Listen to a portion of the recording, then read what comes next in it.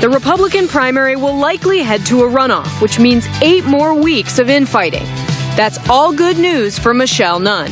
When I look at the Republican primary, I see a race to the extremes, and I see kind of more of what is happening already in Washington, the dysfunction and the polarization. Casey, great job. I love the way Nunn schools you, saying you really can't look back at what you would have done and how you would. You can't look back. Impossible to know. Actually, you can, but okay. Trying to win a race. Chuck Todd, how big of an upset would it be if Georgia went Democrat in this race, let alone Kentucky?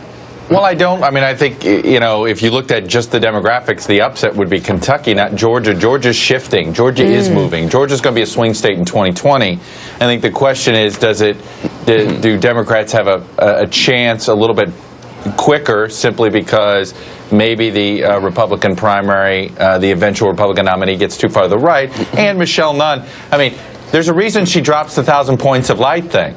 Right? It's about being able to say, whoa, I was working with George H.W. Bush. By the way, did I tell you I was working with George H.W. Bush? That is a way to win now in Georgia. But we are about 2 cycles away from Georgia being a swing state. Casey Hunt, you actually related to this have an element for us. Yeah, well, Democrat Michelle Nunn did work very closely with George H.W. Bush running the foundation, and she used his image in a recent ad, but he's not supporting her. Did you have former President George H.W. Bush's blessing to use his photo in your ad, or?